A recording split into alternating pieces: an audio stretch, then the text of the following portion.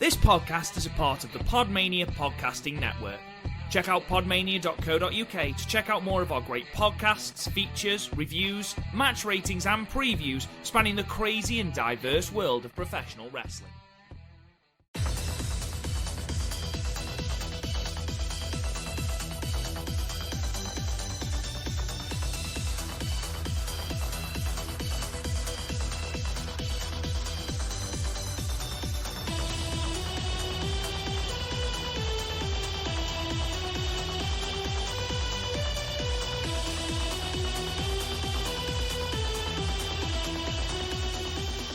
Guys, and welcome to another episode of the Stardom Cast, your monthly audio source for all things World Wondering Stardom, right here on the Podmania Podcasting Network, and also now on the Dragon Suplex Network. Thank you to Wolf and to Conrad for having us on there. I am your host, Rob Good, and I am joined as ever by Chris O'Brien. Chris, how the devil are you? I'm all right. It's been a week when nothing's, well, most weeks nowadays, weeks when nothing really happens because the world is on fire. But yeah, for fake fighting, it's been really good this week. Some really good matches, especially in Noah and Stardom, which we'll be getting to. Well, Stardom, we don't talk about Noah here, but also. And this is weird for me. It was a bit of a shit week for real fighting because the UFC card kind of disappointed me. I didn't know you were a fan of the UFC, Chris. I watch the main pay-per-views. I don't watch the fight nights because I don't care. I want to see the champion. I'm a casual UFC fan, but like the O'Malley match, and I really like O'Malley, but like he broke his leg, so he got knocked out fairly quickly because so he had to fight with a bust leg, and then the Cormier, I can't say his name, Mishok match. They were both making mistakes. People that making errors in terms of like fouls that someone of their caliber shouldn't be doing. But yeah, it was still fine. I didn't hate it. The undercard was good. We had one really good knockout. But other than that, yeah, just meh. I learn something new about you every day, Chris. I'm pretty sure we've talked about how I watch UFC before. I'm pretty sure we must have talked about it at some point. I could have sworn. Oh, no, never mind. I just showed you have Chris from the UFC video game. Yes, you did. For those who don't know, Chris was playing UFC 3 and decided to make himself up on the game, and hasn't quite mastered the art of creating a character or creating a fighter in the UFC game, and proceeded to send the picture to the group chat, presuming that myself and Garth would be full of praise for his fighter, when in fact this thing has the biggest head you have ever seen on a human body. It was to the point of caricature, and me and Garth saw it straight. Chris still can't see how mammoth a Swede this thing has. Yet has never been knocked out. Has been submitted a lot. I'm not very good at the submission minigame, but has never been knocked. It's because he's got a head made of stone. I mean, he's the Stone Pitbull. I'm much better at making characters in wrestling games. Where things are inherently cartoonish. Yes. So, obviously, we've got a lot to talk about on this podcast, but before we do, I just want to quickly say a thank you on behalf of myself and Chris, and because it's taken me absolutely fucking ages to actually get on to record tonight due to my computer deciding it wanted to update to Microsoft Edge, and apparently that is a 3-hour fucking endeavour. I just wanted to say a thank you, because August already, as we record, it is the 17th of August. July was a really great month for the Stardom Cast in terms of downloads, massive acceleration in downloads, and it was quite incredible. And August already is our highest month of downloads, and we're only halfway through the month. So I just wanted to say thank you. It's been amazing.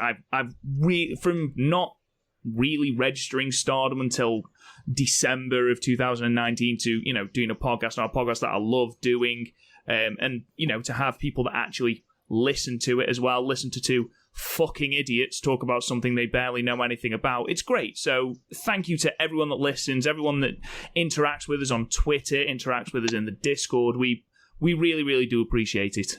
So yeah, that's my little thank you. I just wanted to get that out of the way before we start with what has, Chris, been 2 very, very, very good days of wrestling in terms of Stardom. Yeah, they've been about, like what I said, I think I said this about 5-Star when we were previewing it. You don't expect match of the year contenders, like to the level that you'd expect from like a G1 where they're happening seemingly every day. Like you maybe get a couple throughout the tournament, but like the floor is so much higher on a 5-Star just because the time limit, I know it went up this year, but the time limit really does help in ways I don't think people understand because it means matches, even if they're bad, are finished relatively quickly. Whereas in the G1, you're going to be stuck with a 15-minute bad luck Fale match. And no thank you.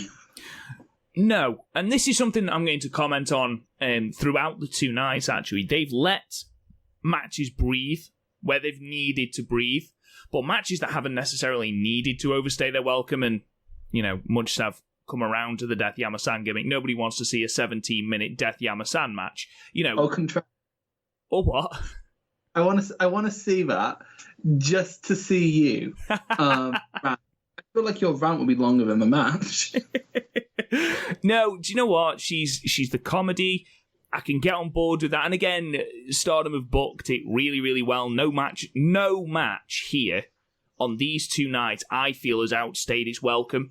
It's finished at the right time. And I think every single wrestler has really benefited from that, from having the time to tell these little stories throughout the matches, because in a tournament you can sort of get caught up in it's just a tournament match, they're fighting for points, but Stardom have booked it so well that you've got little stories into either, you've got little character developments, going through, especially these first 2 days, and I hope they carry on throughout the tournament, but it's something I am going to comment on, especially with a couple of the bigger names in the tournament, Chris.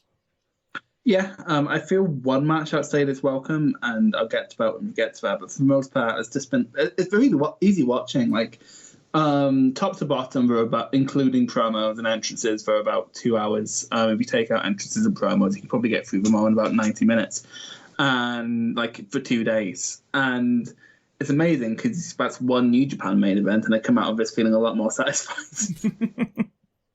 Okada and his 90-minute matches. Yeah, you can fuck off. I want more Saida. Well, we're going to talk about her because Jesus Christ, if ever there was a breakout in this tournament, for me, it's her.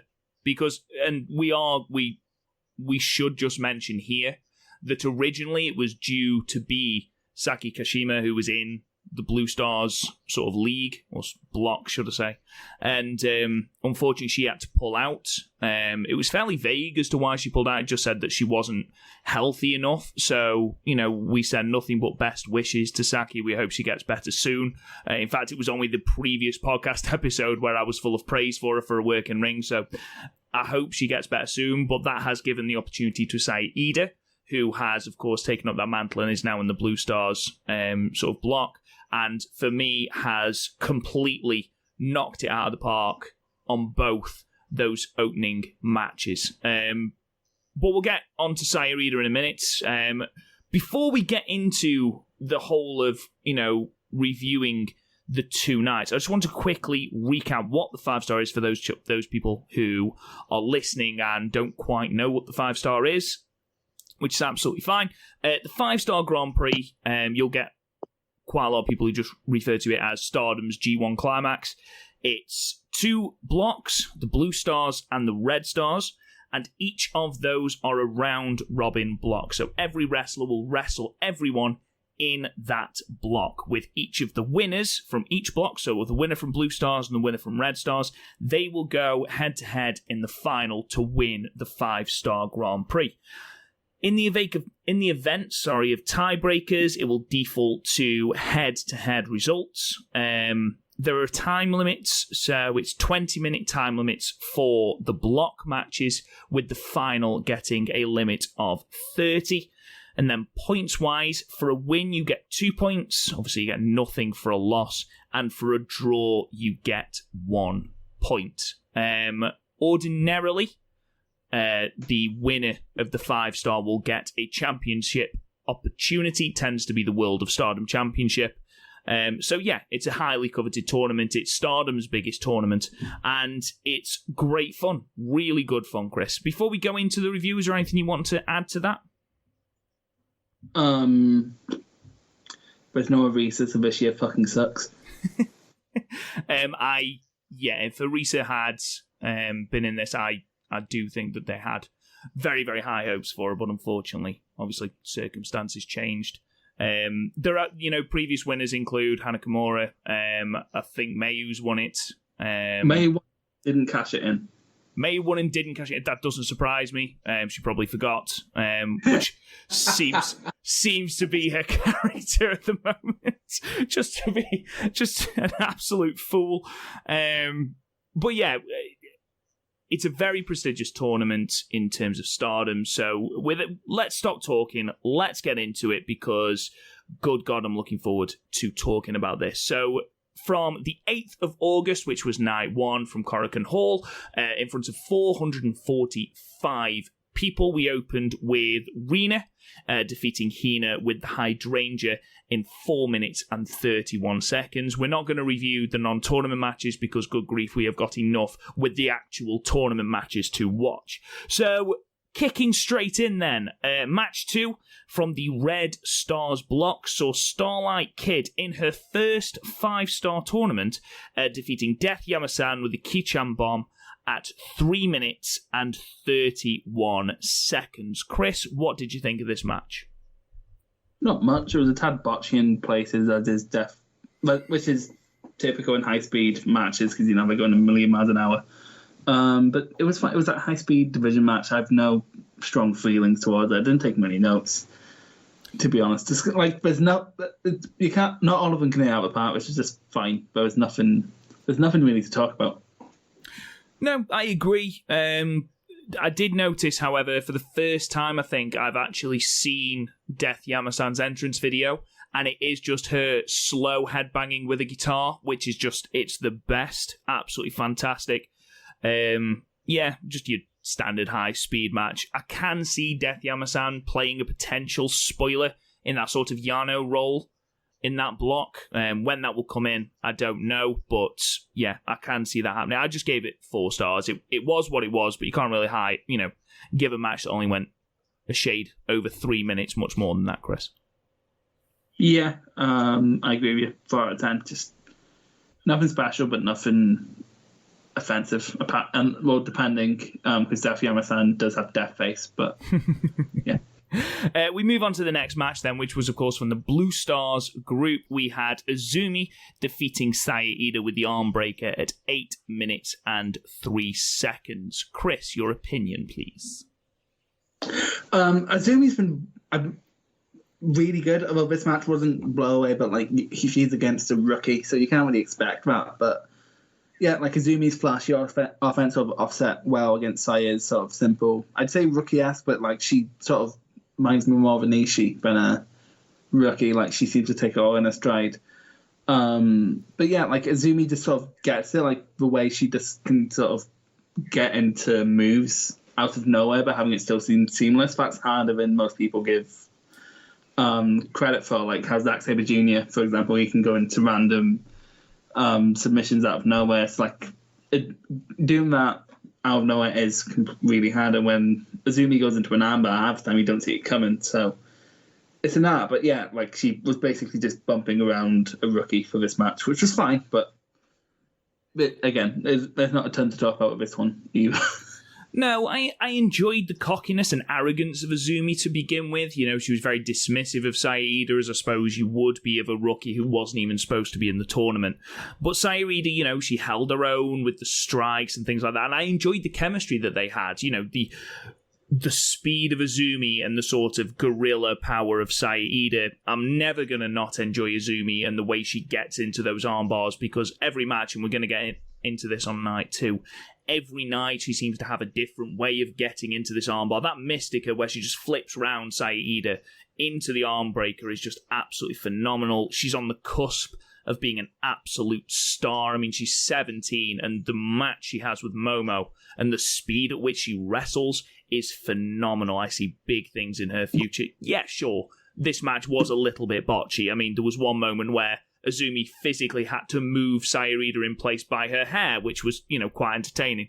And then there was one moment where I think Saida dropped Azumi at one point, and there was a bit where they collided with the ropes, and just things like that. But overall, it didn't impact the match for me. I enjoyed the very simplistic story that they were telling. Azumi is arrogant, Saida is the rookie, Saida needs to prove herself, which is probably going to be a theme throughout this entire tournament.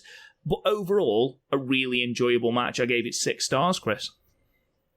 Yeah, I gave it high 5, low 6. I have no real strong feelings towards it. Yeah, it's weird. I used to think Saida was the best Saya, but tall Saya has been improving at a higher rate.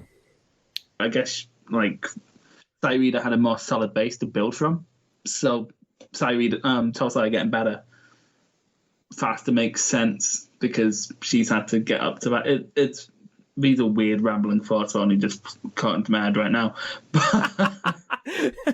Are we just getting this stream of consciousness of you?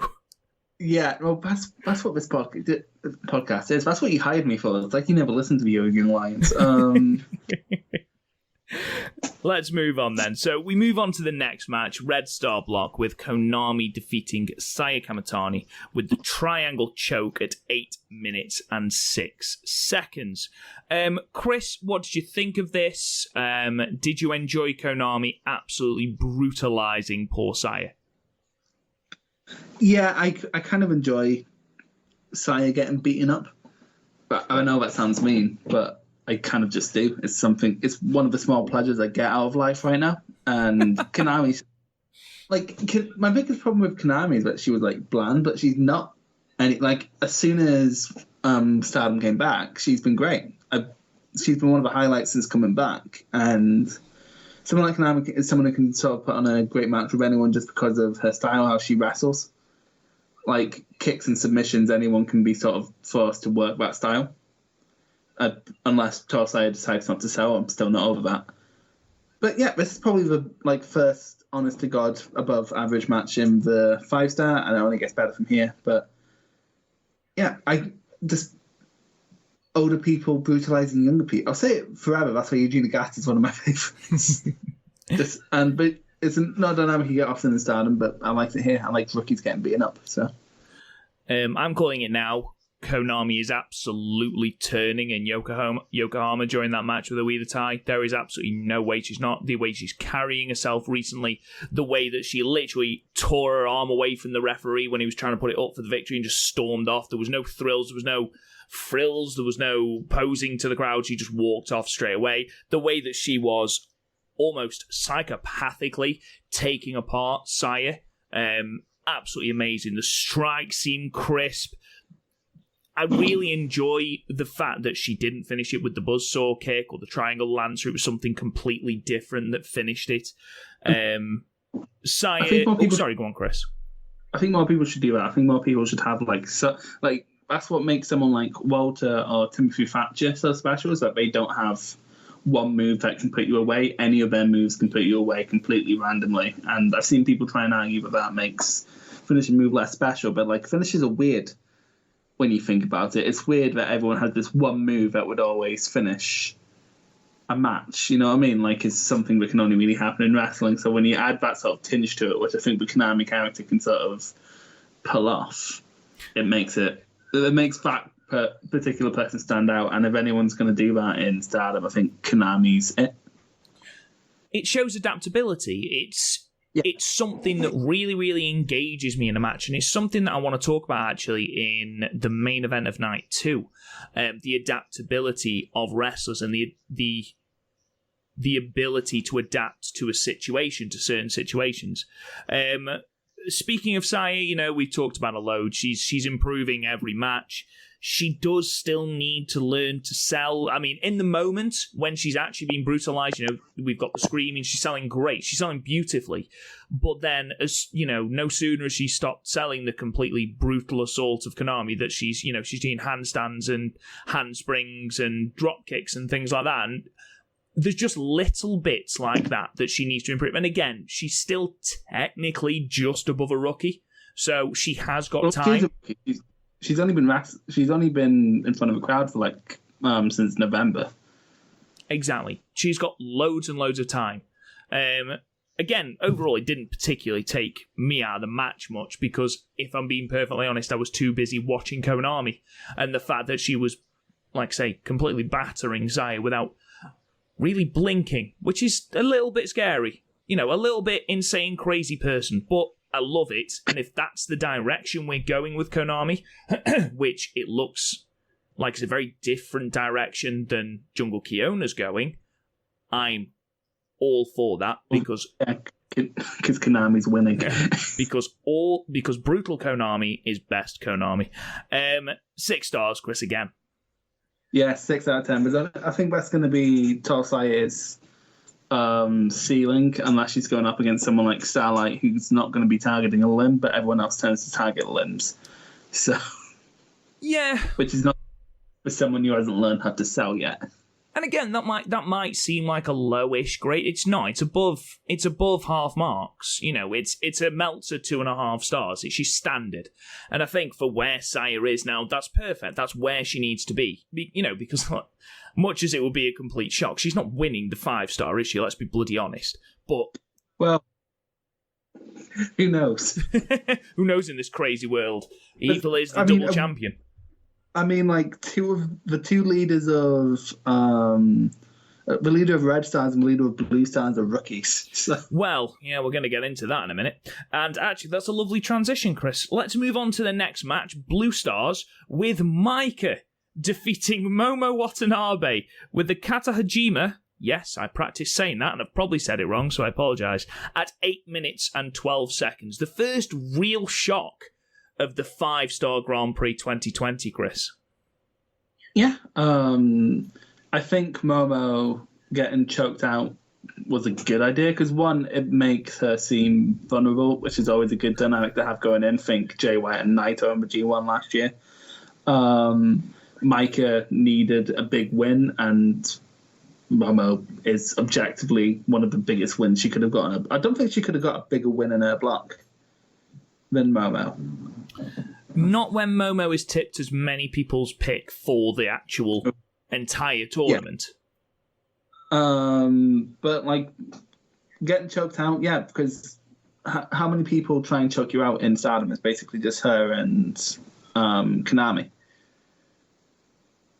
So, that makes sense. That's not something you can always adjust for. Other than that, it was basically their match from Korakuen last month, which I'm not saying is a bad thing, but it was a good match. Momo delivers bombs like no one else, which is great. And I think Momo losing here will give her an axe to grind after the 5-star, which is good. I like getting direction before that. But although I think she's going to have more of a feud with Shiri because that's been built up in tags, but also, yeah, I guess it's too early to predict where things are going. But losing to a rookie does leave room for matches outside the 5-star, which again can only be good for Maika because it'll help her get better.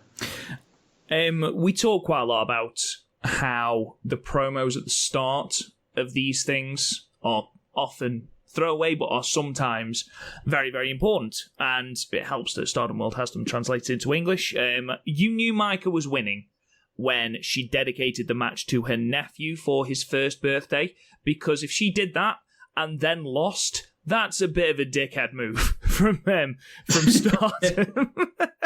This is for your first birthday, a big loss at the hands of Momo.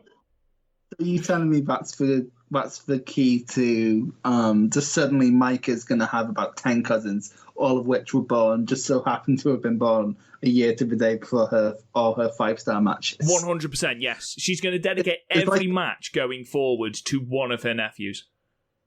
It's like that one guy in every office who has like 5 grandmas who have died. Because they want to get a day off work. Oh, we've all used that, mate. We've all used that.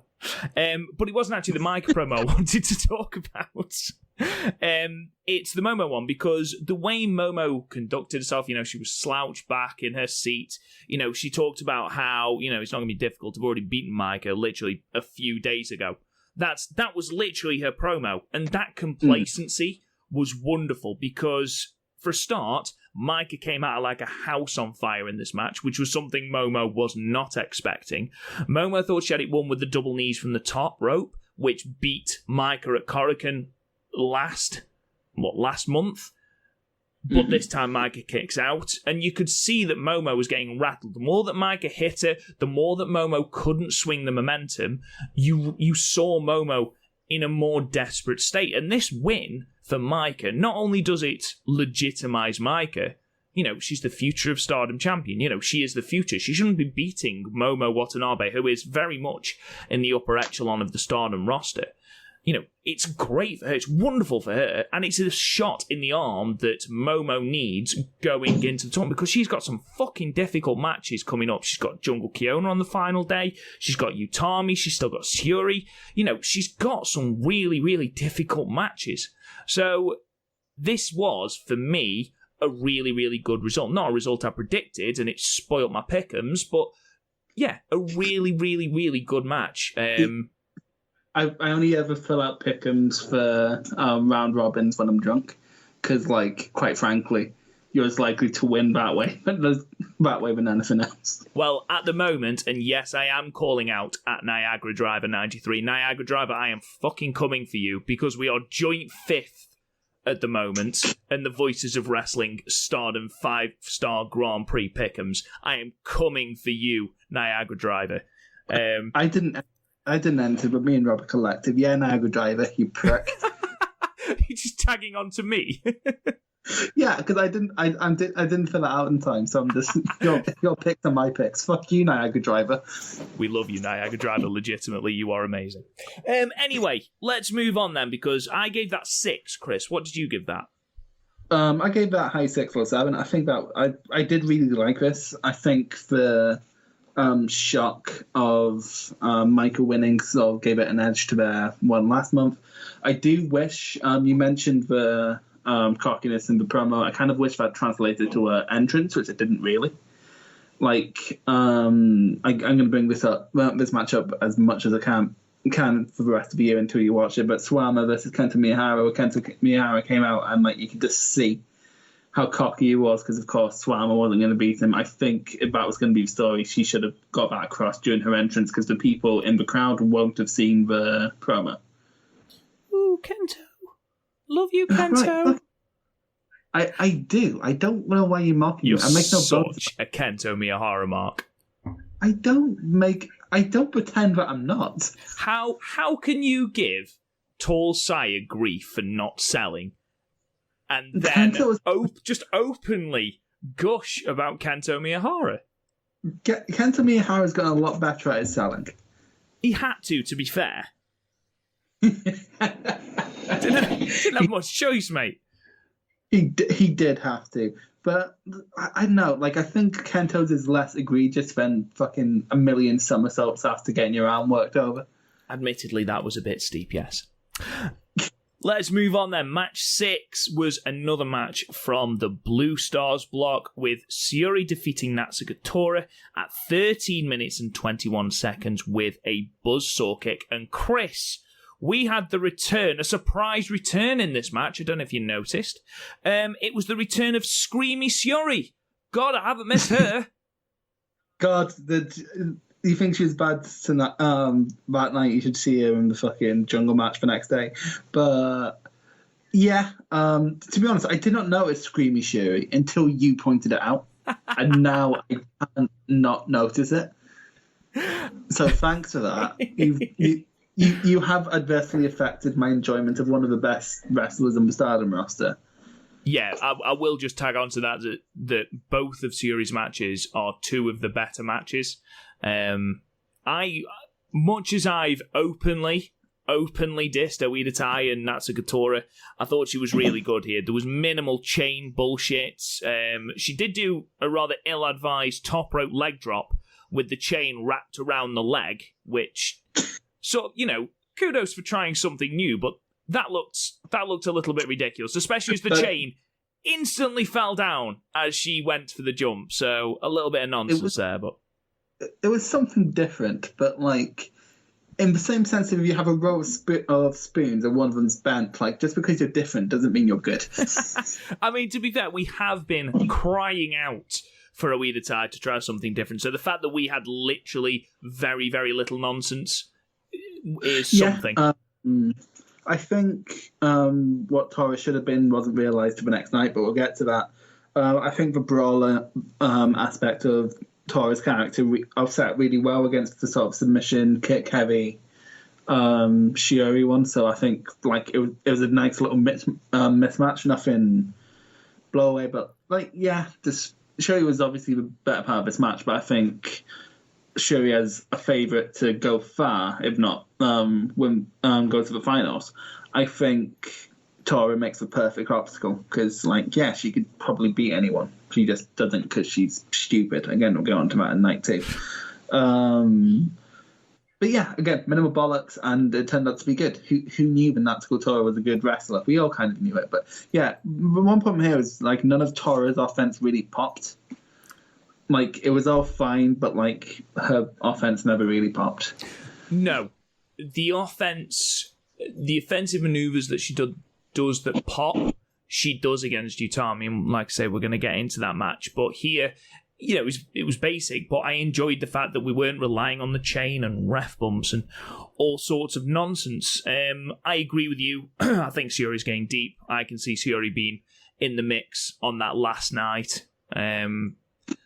I don't think she's winning it, and the only reason I say she's not winning it is because she's got a championship match with Mayu in Yokohama on the 22nd, I think.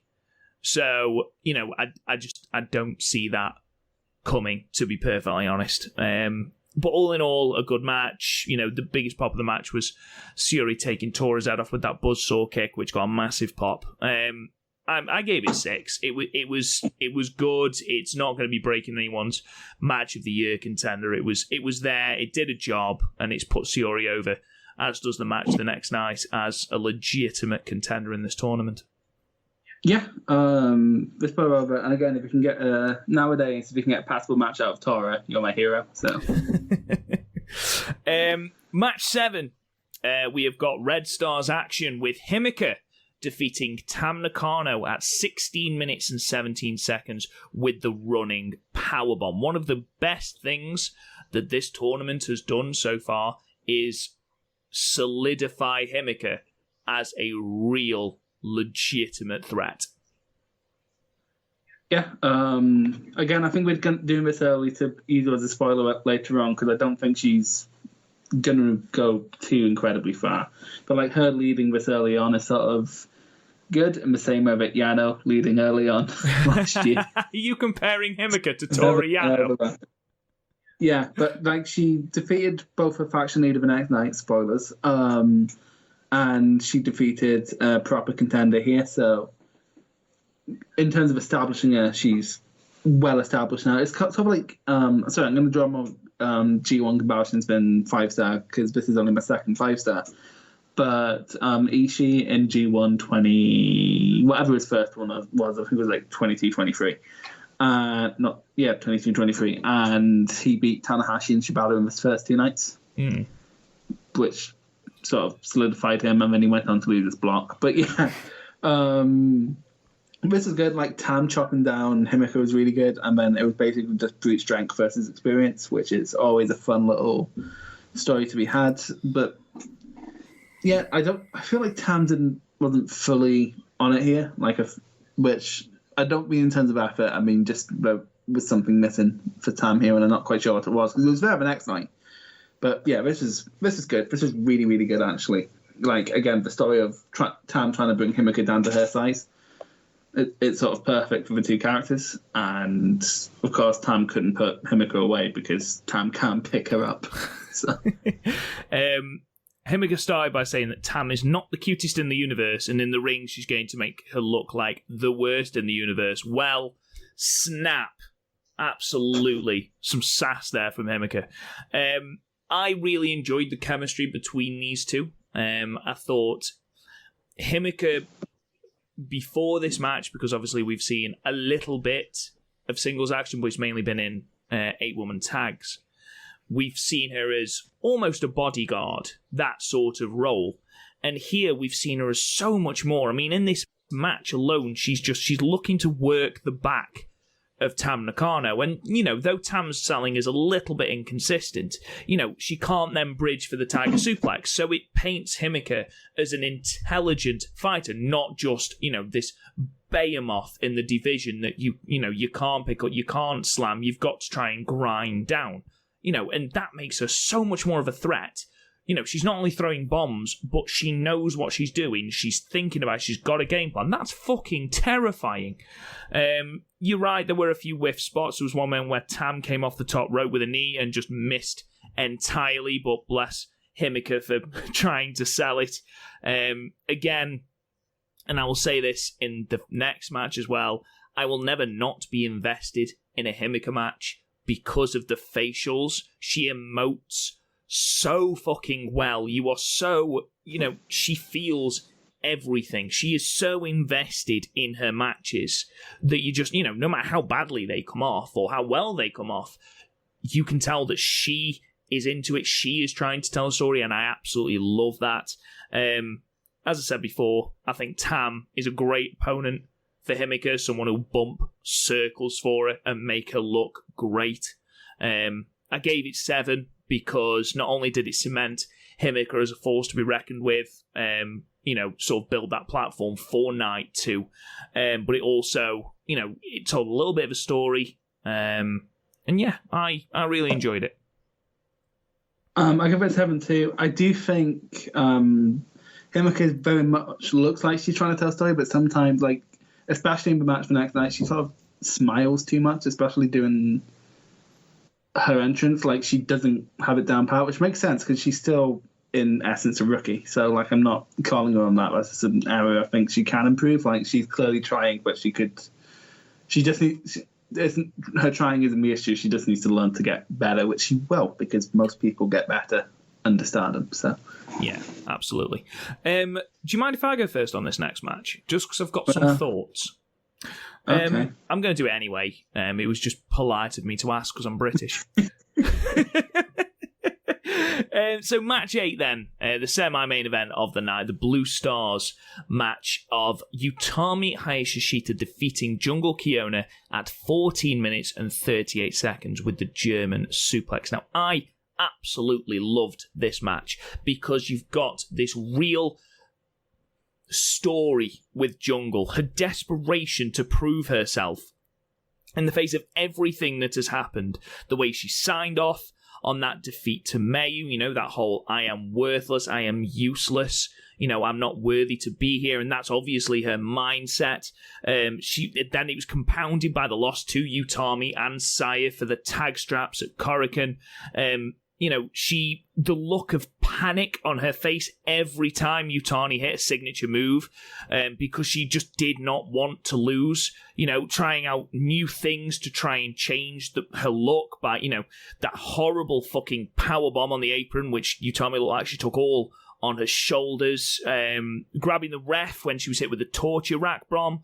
She wouldn't have done that in Nagoya, but, she does not want to lose. She does not want to continue to feel like this failure she's been made to feel like. But it's not enough. She loses again. And this storytelling, this frustration at the loss, she's punching the mat. She's so frustrated at herself that this entire evolution of Jungle is compelling. It really, really is. And for me, it's one of the most compelling things in this 5-star. And I can't wait to see it manifest after Yokohama. Because, as we record, it's the 17th, and I believe the first day of Yokohama is the 22nd. Once we've got the 5-star post Yokohama, and once we've got a clear idea of, what Tokyo Cyber Squad is doing and how that affects the members of Tokyo Cyber Squad, I think we're going to see an even bigger story arc for Jungle. Yeah, I also love this match. Not only for the Jungle reasons you gave, but also Utami was a fucking star in this match. Like, she was an absolute brute. Holy fuck. Like, carrying around Jungle like she weighs nothing. Like, literally like she weighs nothing. Like, people say that a lot in wrestling, but like here, it actually felt like that. She was like walking around in the deadlift German position, and I'm like, Jesus fucking Christ. Like, stop it. She's already dead. We had a buckle bomb fairly early on here, which, ouch. No, yeah, this is just my kind of match. I love a good horse match, me, and like in Joshi terms, this is about what a horse match would be. And there was a fighting spirit German spot, which I'm always up for. Like, just keep getting up and throwing each other around. It's kind of just what I like in wrestling. Seriously. Like, I can't put over Utami's strength enough here, because her and Jungle are roughly the same size, and she's pulling around like she's nothing, like she's absolutely nothing. I kind of wish Jungle Utami were in the same block as Himeka, just because I kind of want to see that. I kind of want to see Utami lift Himeka around like she's nothing. It would be very, very impressive. I feel like she's going to do well in this tournament, Utami, and I feel like she's another one that has got really, really big things in store. I mean, for me, she's a future World of Stardom champion. There's no way that she isn't. She's got the look, she's got the charisma. You know, you believe every word she says. She's not exactly frills in her offense, but she's just an absolute bruiser, and it works so well. Like you said, that spot where they were just literally tossing each other over their heads was beautiful, absolutely beautiful.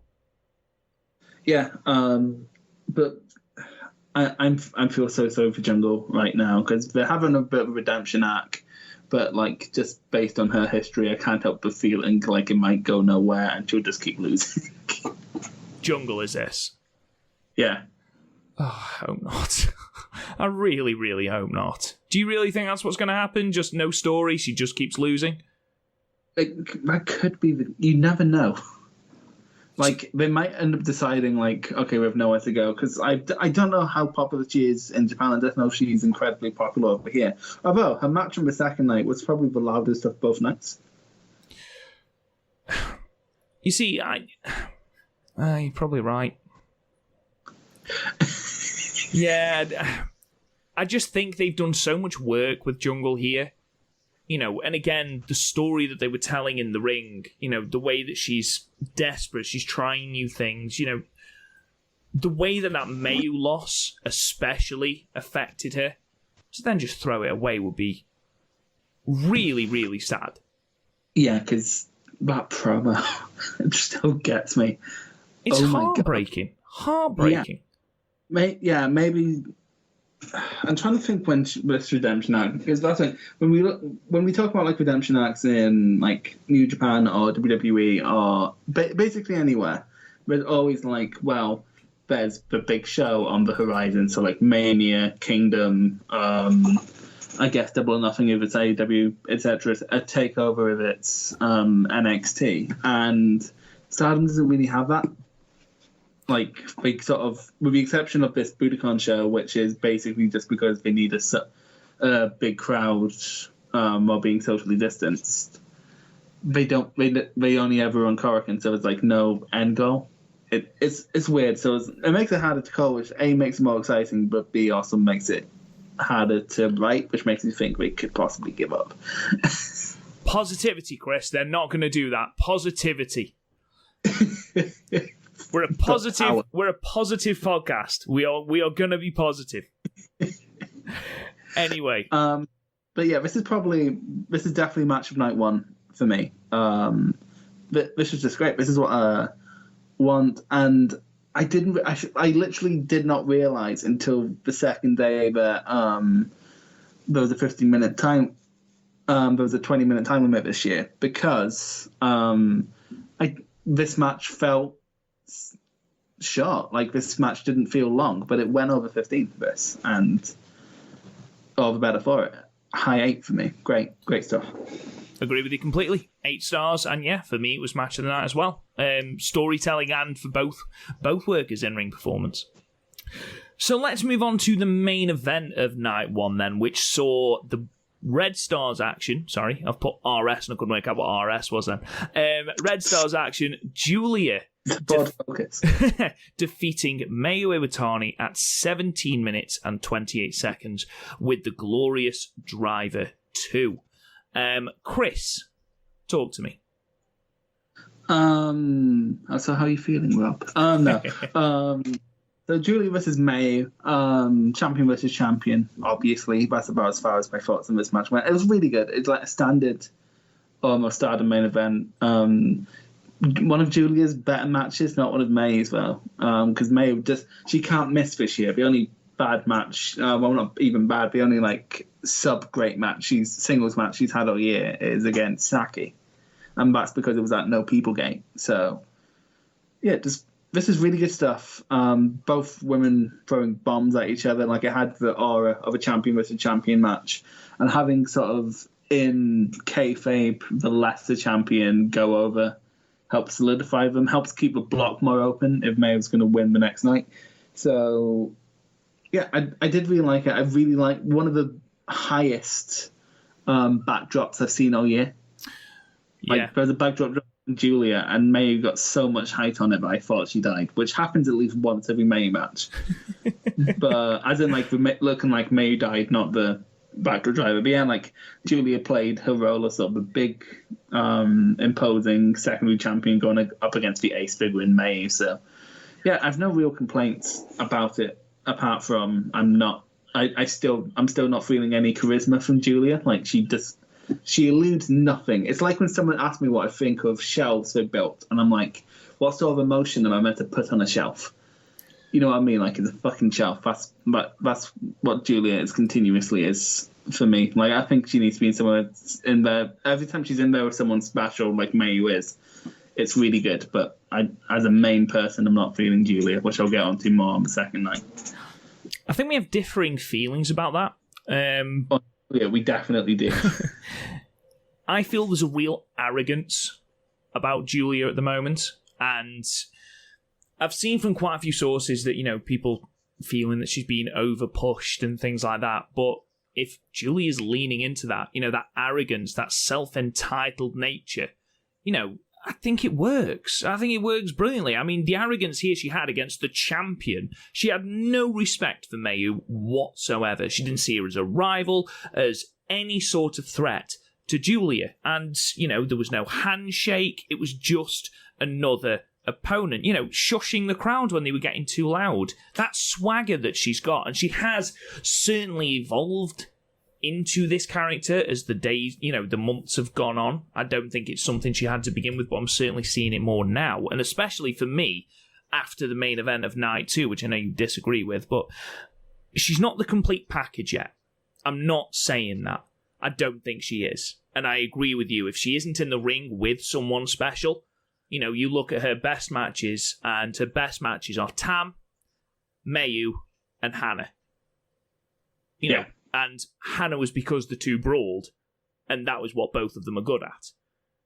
You need, at the moment, she needs someone, not to lead her. I don't think it's a case of that. I just think it's someone to bounce off, someone to... I think it's because in her current guise, she's better as an obstacle than she is as the attraction. I'm not saying the potential's not there. She's mega young still, but like in her current, like I'd rather, like in this match, who was the most interesting? It was May. In the Hannah match, who was more interesting? It was Hannah. In the Tam match, who was more interesting? It was Tam. So Julia right now is an obstacle for a babyface to overcome, which is fine because that's sort of how she's being positioned. But like every time it's up to her to live or die, she sort of doesn't. Like, sink or swim, she sinks. I don't think there's been enough poor Julia moments to say that she sinks. I'm not saying it's poor. I'm saying she can be bland, extremely fucking bland. I think part of my aversion to her is because Julia fans are some of the most annoying people this side of NXT fans. Like, they get like really passionate if anyone even remotely criticizes them. That sort of makes me like just not want to approach her with a 10-foot pole. And like that's not her fault, but like a bad fandom can undoubtedly affect your enjoyment of a product. Like look at Star Wars. So yeah, but you certainly can't tar every single Julia fan with that brush. No, I can't tell every Julia fan with that brush, and it's definitely not all Julia fans. It's a very, very vocal, very, very fucking annoying minority. See, I think she has improved. I think she has got the charisma. I don't find her as bland as you do. Don't get me wrong, she's certainly still not one of my favourite wrestlers, but I think there is enough there. There's enough of an evolution there for her to be a top person, for her to be a champion. And I do buy her as a champion. I do. I think she carries herself like a champion. I think she's got to improve slightly in the ring, certainly. Okay, fine. I think she's got room to improve in a character. Fine, certainly. You know, I don't think, as I said before, I don't think she is the perfect package. I don't think she's the full package. But she is getting there, and she's taking strides to get there. And I think she's confident in herself, and that confidence is going to help her to move to the next step. I'm definitely not saying she's bad. She no, I know you're not. I know you're not. Like especially compared to when she came in and like she was laying eggs with Hazuki and Kagetsu, like those matches just did not live up to any sort of hype. But so like she's went from consistently having 6 out of 10s with special people to having 8 out of 10s with special people. So she's definitely is getting better, but also, yeah, I don't like for where she is on the card. I feel like they're putting her in a place in the card based on what she could be rather than what she currently is. Especially given that main event on night 2, which we'll get to. We're going to have very different opinions of that. I did enjoy this match for what it's worth. You know, there was a great back and forth between the pair, especially that closing sequence and Mayu attempting to just go that little bit too far in her, in her passion to beat Julia. You know, she attempts to go for that moonsault when she could have just hit the 2-stage dragon and be done with it, but instead she goes for the moonsault as well on top of all the other offense she delivered to Julia. Julia scouts it, it ends up costing Mayu.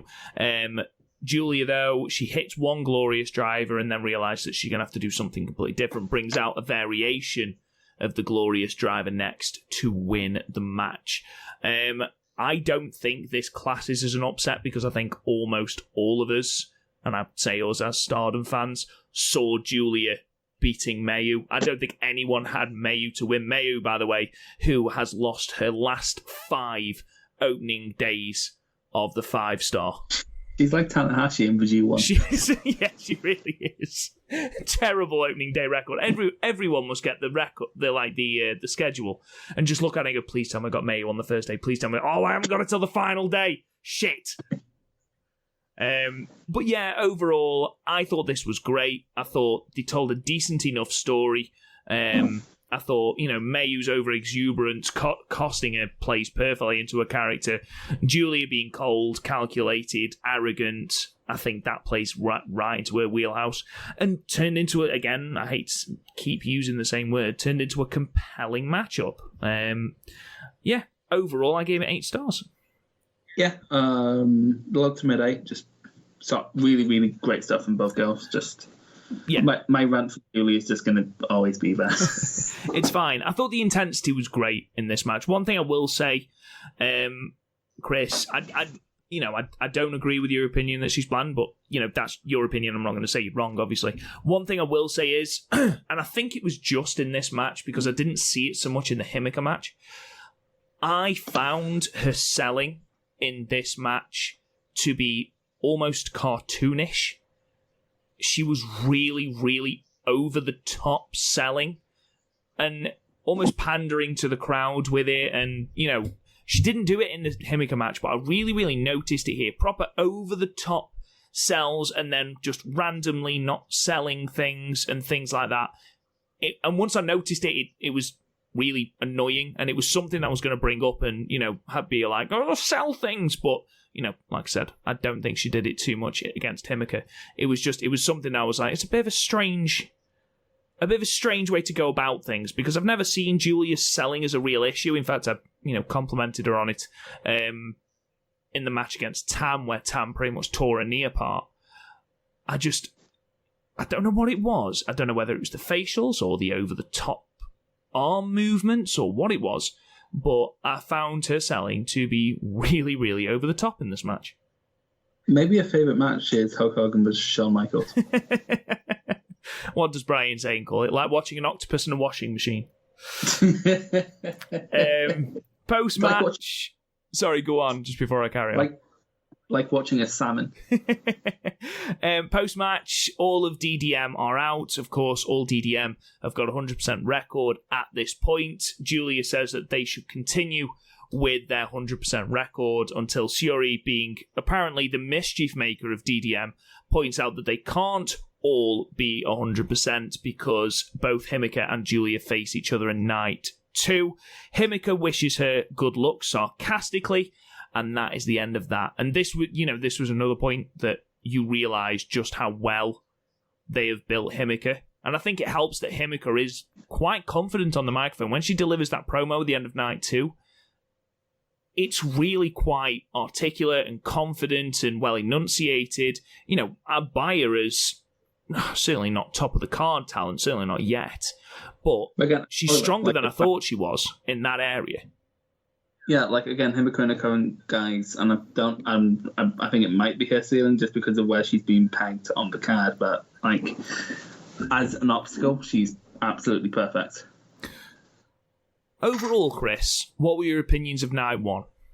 I really enjoyed night 1. Again, like, no match was... I think only the opening match could remotely be considered bad, and even then I think that was just like the lower end of average. Everything else was good to great, and it all flew by because none of the matches outstayed their welcome.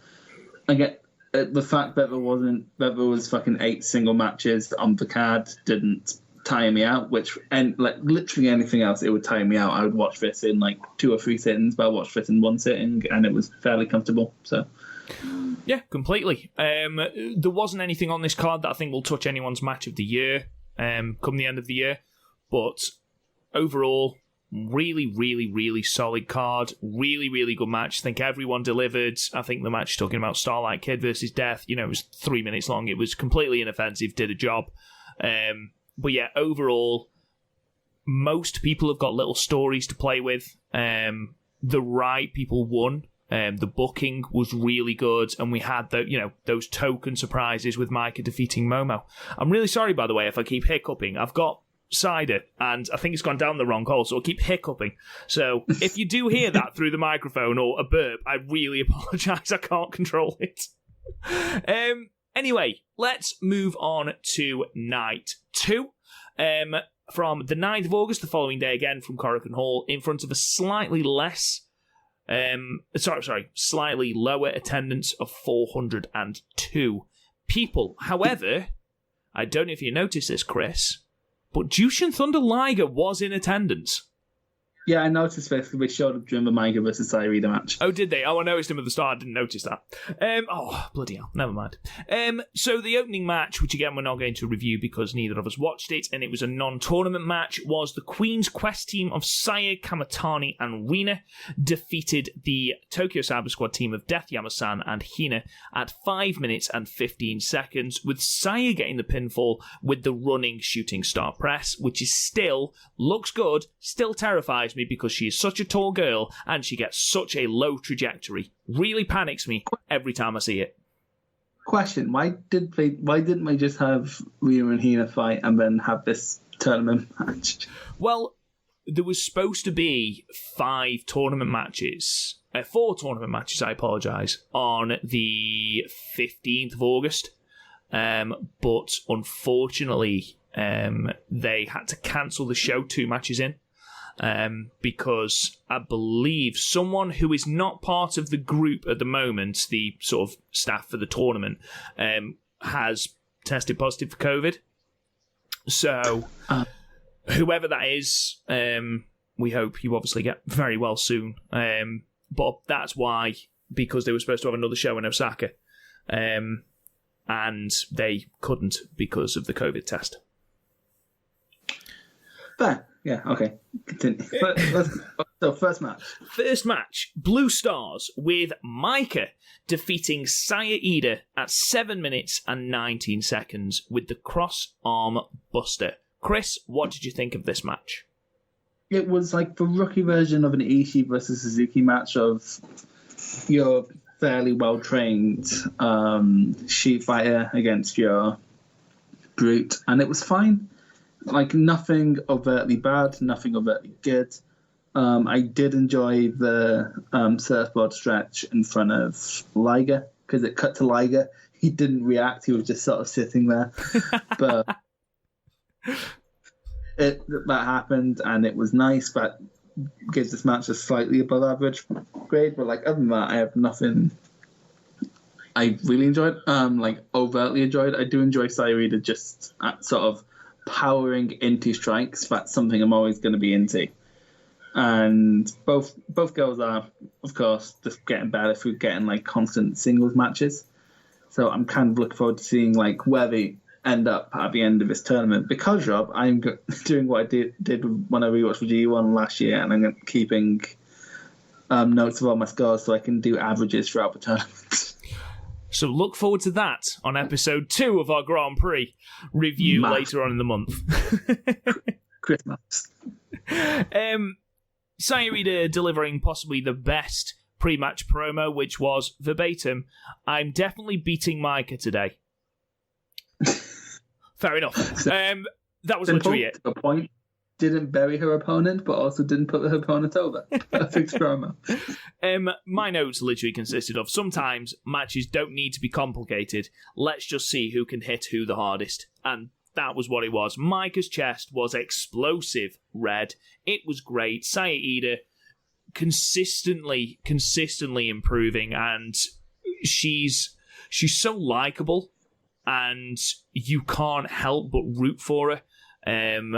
Really enjoyed this match. The finish came a little bit out of nowhere, but I'm not going to have that affect my score. I think I enjoyed this slightly more than you did, Chris, but I enjoyed people hitting each other very hard. So I actually gave it 7. Oh, that is quite high. I gave it a 5. Oh, wow. Oh. Well, in that case, you know what happens then, Chris. Because we are a democracy, that does mean it's given a 6. Imagine that's how democracy works. It's like, well, we have an equal amount of votes for the far right and the far left, so Liberal Democrats, welcome to Parliament. Life would just be a lot better, wouldn't it? Let's be perfectly honest. What, with the lead debt? Let's not get into that. Yeah, we did that once, and look what the fuck happened. We promised we'll abolish all tuition fees. Actually, scrub that. We're going to put them up by $6,000. You fucking what? Quite. To be fair, Scotland doesn't have the Scottish government paid for my tuition fees, so fuck off. Anyway, match 3, and I believe both me and you think this might be the sleeper hit of the opening 2 days. Red Star action with Mayu Iwatani defeating stablemate Starlight Kid at 13 minutes and 33 seconds with the modified Dragon Sleeper. Jesus Christ, Chris, this was fucking great. Yeah, this match fucked. But like, I have one complaint about May's rare botch. She doesn't normally botch. Well, she does normally botch, but she normally finds a way to make it not look like a botch. But very sloppy start from May here. But after that, yeah, it's just really good. So, some highlights included one of the most natural setups with a 619 I've ever seen in my life. It did work really well, didn't it? Yeah, how often does that happen? Like, you were complaining about 619 on a podcast recently, and sort of like, yeah, this was natural and somehow managed it. Starlight kept baiting in May, which is not a game Starlight normally plays. Like how she baited her in for the apron DDT, which was ouch. Like, this sort of took away Starlight's biggest problem, which is weak looking offense, because Mayu could make anything look good. True, she can. Yeah, so like, even if it was weak on Kid's part, you wouldn't notice it because May's going to go out her way to make it look like she was shot. So everything worked fine. Crossbody to the outside, always a fan of that. Yeah, it's just a solid match. Like, literally, it doesn't feel like a tournament. It just feels like a solid match with Starlight trying to prove herself. You know what it really reminded me of? was Jumbo Sharuta versus Tiger Mask 2. Because Starlight obviously came in with a game plan, but she isn't quite she's not quite experienced enough to pull it off properly, which is how Mayu ended up catching her out. Because Mayu basically brute forced her way into winning this match. She kept dropping Starlight on her head and then choked her out, basically. So. I don't know what Mayu had been smoking before the actual match. The first 2 or 3 minutes, she was all over shop. She missed the springboard by just literally just going through the ropes, and then she fell over whilst trying to lock in a Boston Crab, but it sort of played into the story. I mean, the first thing we need to note of this entire match is it was no fluke that Mayu lost to Julia. And the pre-match promo sort of give us a little bit of a clue to this. It was actually because Mayu just completely forgot to attach the tail to her costume before her match with Julia, so that's probably why Mayu lost. In all seriousness, though, that she mentions that this is going to be good for kids' development. Mayu doesn't see this as, a challenge. It's an exercise. It's a development for Starlight. She still sees Starlight as a protege, a sidekick. She's not, lovely as Mayu is, and, she gives off that persona. She doesn't see Starlight on the level of Mayu, similarly to how Io Shirai didn't see Mayu on Io's level. She really, really made Starlight up her game. And I think, those botches and things, they sort of play into the fact that Mayu wasn't taking this match seriously at all, at least not to begin with. There was moments where the kicks to the back of Starlight Kid, also while Mayu was laughing, by the way, which makes you hate her a little less, but literally smashing the back out of Starlight, and Starlight does have to up her game from this point. You got the spike DDT on the apron through the ropes, which looked amazing. Starlight delivering an absolutely amazing tornado DDT. And, once we got that, Mayu upped her game as well and was determined to win, and as you mentioned, Chris, completely brute force her way into winning. And Starlight actually got a little bit pissy, for lack of a better word. She stood on Mayu as she went to go and deliver that second rope moonsault, and she actually looked back, so it was definitely on purpose. So, there's that little bit of an edge developing for Starlight. There was a lovely, one of the most natural sort of transitions into, how can I describe it? So, Starlight's going for the Keychain bomb, rolls onto the back of Mayu, who literally just catches her and sort of works it into an inverted Alabama slam and just throws her onto the ground. It's amazing. Amazing. We then get a moment where Starlight is trying to roll out of the 2-stage dragon suplex. Mayu gets a back up, and then she does go for the Keychain bomb and drops Mayu right on her neck. Right on her. Oh my god. Oh. Mayu will kill herself to make you look good. Honestly, though, there was a moment, and you can tell it's messed her up, because she's lying on her back, and she's looking at her hand and moving her fingers. How that didn't do more damage, it reminded me horribly forcefully of the way Takahashi sort of got his neck stuck, and sort of that's how it reminded of that Phoenix Plex from Dragon Lee. That's what it sort of reminded me of, and it was just, oh my god, I was like, oh my god, we can't lose Mayu. No, thankfully we didn't, and eventually Mayu does win with the modified dragon. But I did really, really, really enjoy this match, and all the little moving parts that went with it. I enjoyed an edgier Starlight Kid as well, the fact that she had to step up again because Mayu was literally having none of it. Either you step up to me or I'm going to kick the shit into you, friend. If she's an edgier Starlight Kid, does that make a Starlight team? Yes, I suppose it does. I give this 8. I thought this was absolutely banging. I thought this was great. I gave this a high 8, yeah, same as the Utami versus Jungle match for very different reasons. I preferred the dynamic here because there's like an obvious hierarchy and Kid's trying to prove she should go up the pecking order. which is something I always love. It just addressed my biggest problem with Kid, and hopefully Kid will see that and think, you know what, I'm going to start making my strikes look, which to be fair, she has been doing. So, yeah, just joint best match of the tournament for me. Great stuff. Yet another match not won with a signature move. Just quickly to point that out.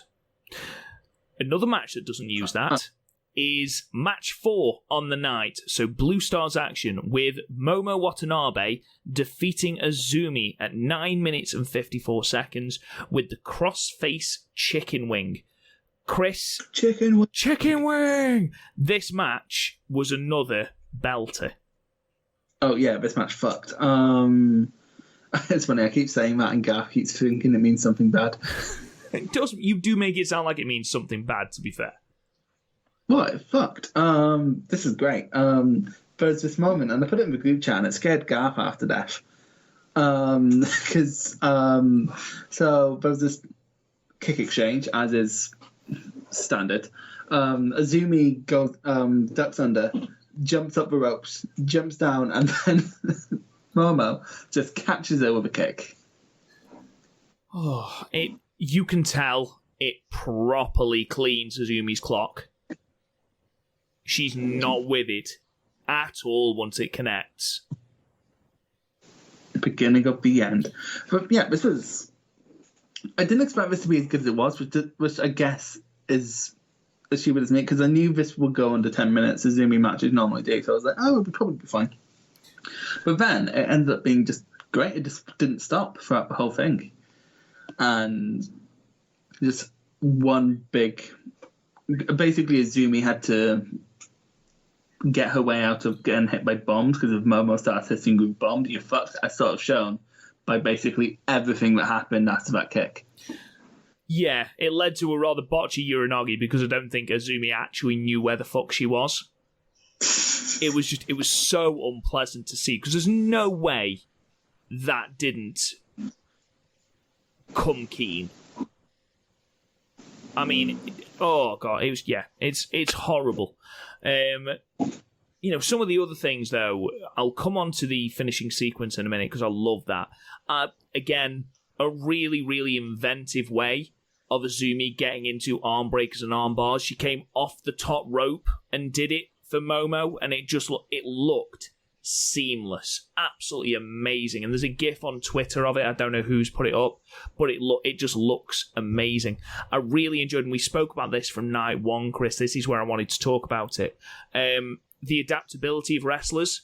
Azumi knows Momo. They're in a faction together. They wrestle together really regularly. So every time Momo tried to hit the B driver or the Peach Sunrise, Azumi just countered out of it. She's seen it a million times. She knew exactly how to do it. So it took something completely different in the crossface chicken wing for Momo to win, because it was something that Azumi didn't expect. And I love that. It's such a little detail, but it just adds something to the match.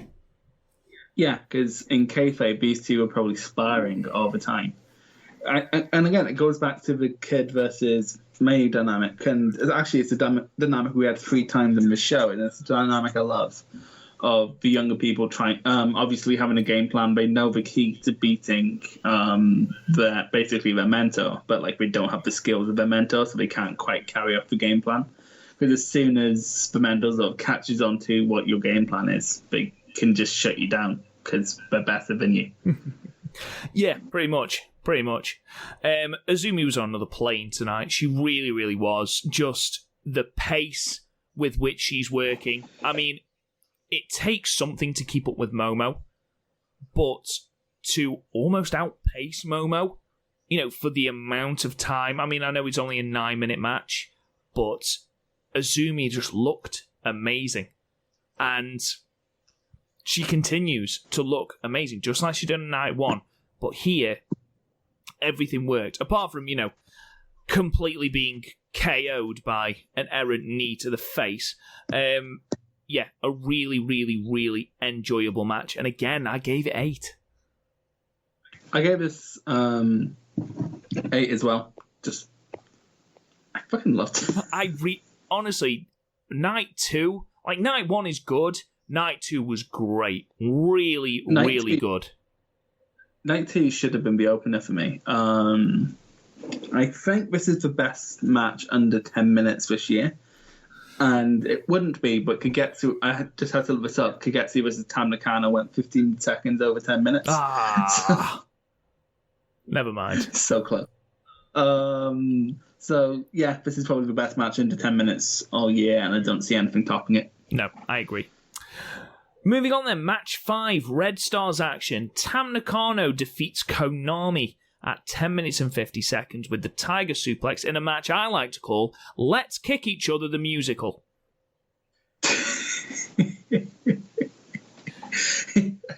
Someone should make a drum beat out of it. Yeah, this was...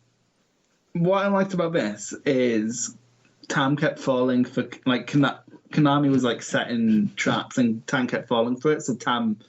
Again, like Mayo earlier, had to sort of brute force her way to victory here. Yeah, completely agree. There was one moment, Chris, which I loved, and it's a moment I wish more people did. They were on the outside, and they were fighting, and Tam was with all the sort of ring crew, all the younger members of factions that are around ringside. And, you always get that moment where someone dives into the crowd and, it takes out all of those people and your opponent. Konami just moved. It was great. So Tam comes flying off the top rope, hits all of the young faction members on the floor, and Konami has just moved and is on the apron just giggling to herself. That is fucking great, and everyone should do it. It's my favourite thing when someone takes a trope of a wrestling promotion. Every wrestling promotion has some form of trope. When this isn't a bad thing. This is just how wrestling is, and they subvert it just because they can. They're like, well, why wouldn't I move? It's like how when it was a revelation when CM Punk kicked John Cena before he did a 5-knuckle shuffle. It's kind of like that. But yeah, once again, Konami just was on another plane here. I think it's probably my favourite performance from her all year. It's just amazing stuff. At one point, DDTing Tam from the top rope. No, absolutely not. No. Was what? Looked absolutely awful to take. No. No, Chris. None of that. No. Just what? Oh God. You've seen the Tiger Driver 91, right? Oh, yeah. Well, yeah, that's something fucking else, that is. I can't beat you, so let's break your neck. Yeah, this is probably the worst. There's some bumps that just should never have been taken. And this is... To be fair, if you look, she does kind of take it like it's like a high superplex. Well, originally, the first time I saw it, I thought it was sort of a little bit of a botchy superplex. And then I was like, no, it's a fucking DDT. Oh, my God. I had to rewind that. I did as well. I'm like, are you serious? I'm going to rewind it. And, it's just a DDT from the top. I'm trying to think of a lot. I'm sure I've seen it before, but I don't know where I've seen it. I thoroughly enjoyed this match. I completely agree with you, Chris. Konami, she's doing some of the best work she's done. Just this cold, cynical badass who kicks the shit out of you, suits her down to the ground. But also, she's not stupid. She's not just brute forcing away. She has she knew Tam was very kick heavy nowadays, so she used that to continuously lock in submissions because she knows she can't out-bomb Tam because Tam's just a bomber. So she just played it smart and only hit bombs when she thought Tam was worn down enough for that to work. So yeah, I'm loving Konami right now. She's like a Jay White or a Tanahashi where you can always see what her game plan is, but you never know where that's going to lead. See, I see her more as a Zack Sabre Jr. She's clever, submission and strike based. Zack Sabre Jr. is an underrated striker. He's a great striker. I think both comparisons hold up. She's taken good parts from several people. And yeah, she's really gone up in my, because I saw her sort of a Sonada figure last year, and that might just be me not noticing it, but sort of always going to be quality, but never amazing. But now she's slowly turning into one of my favorites. So, but if she turns on Jungle, then I'm sorry, that's it. That's it. I'll never like her again if she turns on Jungle. But what did you give this, buddy? no, it's a great, 8 out of 10. Like, my notes of this just at the end just reads, Konami consistently catching Tam out until she was bombed into the ground was amazing. Oh, also a fucking top rope DDT. Yeah, pretty much sums up my notes, to be fair. I gave it 8 as well. Another really good match. I should mention, because this structure for matches sort of disproves the theory that longer matches are better. Like, I got more out of one of these 10-minute matches than I've gotten out of any New Japan main event since, I want to say, Wrestle Kingdom.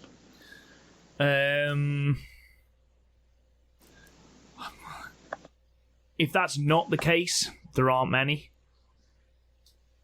Yeah, but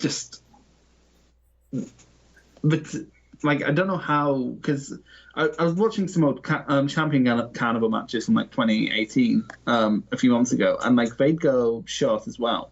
But when they went short, it felt quite abrupt. It didn't, when Shingo versus Kenta Miyahara went 15 minutes, that felt short. Whereas when people in Stardom go 10 minutes, it feels like a well-formed match. I'm not sure how they manage it. Ooh, Kento. Anyway. I was thinking an insult towards... I criticised him. Every time now. We're going to have the Kento alarm. And every time you mention Kento, we're just going to have a little alarm that goes off in the background. Right, fine. I'll start mentioning Goji Izaki then. Now, this is the match I wanted to talk about. So, match number 6, which was more Blue Stars action, which saw Utami Hayashishita defeat Natsuko Toro at 10 minutes and 15 seconds via disqualification. Now, Chris, I have written you a song. Do you want to hear it?